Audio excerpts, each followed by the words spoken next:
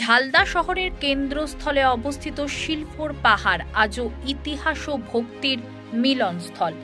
প্রায় 130টি সিঁড়ি অতিক্রম করে পাওয়া যায় প্রাচীন মা কালী মন্দিরের দর্শন। মন্দিরের পূজারী দেবাশিস চক্রবর্তী জানান, এক সময় ঘন জঙ্গলে ঢাকা এই পাহাড় ছিল বিপ্লবীদের গোপন আশ্রয়স্থল। পরবর্তীতে স্থানীয় প্রেমচাঁদ মোদক মহাশয়ের উদ্যোগে এখানে প্রতিষ্ঠিত হয় মা কালী মন্দির।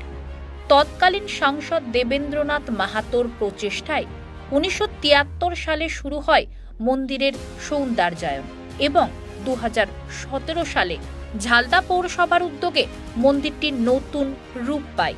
দেখুন বিস্তারিত।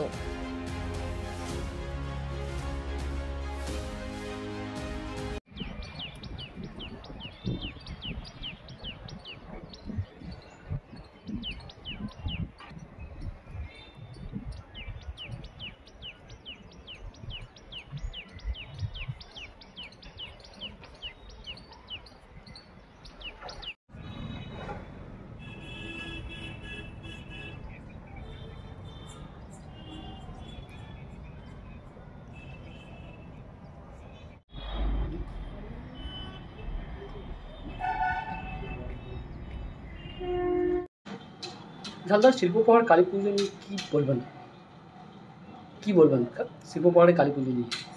এটা তো আমাদের ঝালদার একটা গরিবের বিষয়। পাহাড়ের উপর কালী পূজা হয়, আর যে হিসাবে এখন বর্তমানে লাইট টাইট লাগানো হয়, খুব বাইরের থেকেও আর কি দূর থেকে দেখা যায় যে হ্যাঁ ওখানে একটা কিছু একটা আছে আর কি, পুজো হচ্ছে। এখানে কিভাবে পুজো শুরু হয় ও কার নেতৃত্বে বা কিভাবে শুরু হয়? এটা আমার যতদূর মনে পড়ে যে এটা রায় সাহেব প্রেমচাঁদ মোদকের জ্যেষ্ঠ পুত্র শক্তিপদ মোদক, উনি এই পূজাটা চালু করেছিলেন। পাহাড় উপরে একটা ছোট একটা মন্দির তৈরি করা হয়েছিল সেই সময়, আর ওইখানেই কালী পূজাটা শুরু হয়েছিল। বর্তমানে কি পরিস্থিতি, এখন পুজোর পরিচালনা কে করবে? আধুনিক যুগে এরপর সমস্ত কিছু সুবিধা হয়ে গেছে। প্রথমে তো প্রায় 73 সালে দেবেনবাবু যখন এমপি ছিলেন তিনি পৌরসভাকে 40,000 টাকার মতন দিয়েছিলেন। তাতে পাহাড়ে ওঠা সিঁড়ি তৈরি হয়েছিল আর বাউন্ডারি ওয়ালটা হয়েছিল।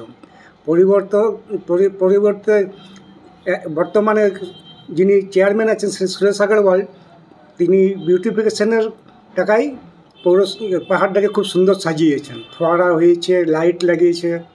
এখন পাহাড় ঝালদার একটা মানে পর্যটনের মতন হয়ে গেছে ওইটা আর কি। এখন কালী পুজোর কে পরিচালনা করেন? এখন কালী পুজোটা পরিচালনা করেন ঝালদার থানা এবং সার্বজনীন হিসাবে পুজোটা হয়। পাড়ার ঝালদার গণ্যমান্য ব্যক্তিরা থাকেন তাতে কমিটিতে। পুজো কদিন ধরে হয় এখানে? মোটামুটি এখানে 2 দিন পুজো হয় আর তারপর নরনারায়ণ সেবা হয় কালী পূজা উপলক্ষে। বেশ ভালোই জাঁকজমকভাবেই হয় আর। কি নাম আপনার? বলরাম মণ্ডল।